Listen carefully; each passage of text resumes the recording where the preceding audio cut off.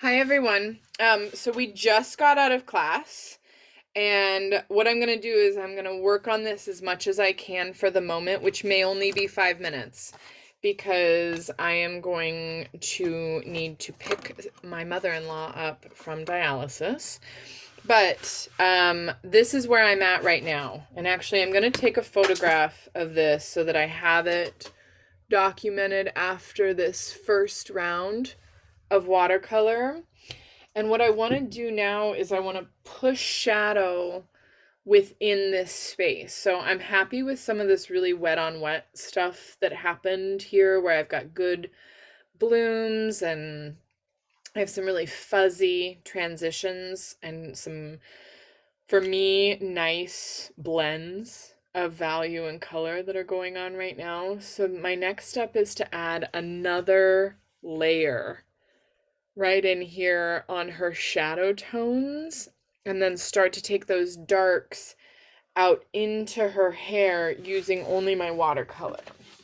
And then if I decide that I want to add in my ink, I will be able to do that, right? So let's scooch over just a bit. Here we go. Move this down. I have not been oriented for this particular type of Zoom recording in a long time, so please be patient with me. My iPad does not want to fit alongside my paints. Let's do this. There we go. I'm gonna just make this fit right in here. How's that sound? Okay, here we go. I'm gonna take a size 10 brush because I'm working pretty big, right? I'm working 12 by 16 here. And I have a 10 that has a good point on it. If your brush doesn't have a good point on it, pick something that does so that you're able to make some really good fine marks. And all I'm going to do is I'm going to take another version of this red that's just more saturated.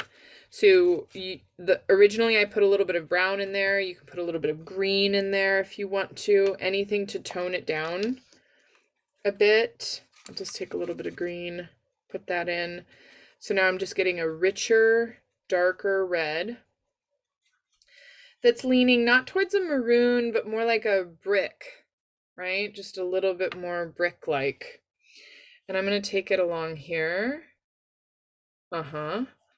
And give her a second layer of value in here and across this forehead. So what I'm doing is I'm basically adding in mid-tone. These are not the darkest darks of her face or of the composition here. These are the mid-tone darks. And some of them are right up to that edge and fall straight into her hair. Others probably need to be pulled back or pulled around in some way. And let's see what's happening here. Okay. I am just going to run this down the side of this face and into this shadow. And then I'm going to let some of it pull back out into her hair. So I'm just kind of forming that next layer of shadow in here, setting up midtones. And if you're like, I don't know about this, or if you have something that's maybe a little bit too severe of a jump, just go ahead and allow yourself a little bit of water on your brush, a little bit of transition between values. You can always clean your brush off and use it as a bit of a sponge if you're feeling like you need to lighten something up or clean up a transition along an area. But just remember that your watercolor is going to dry up, right? And that you're going to have lighter values on the other side of this.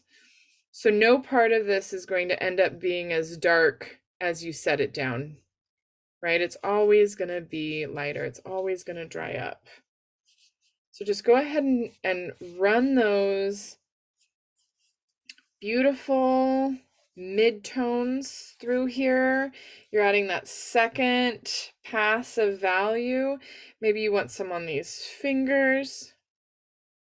Maybe you want some on these fingers here, coming down into the sweater. It's up to you.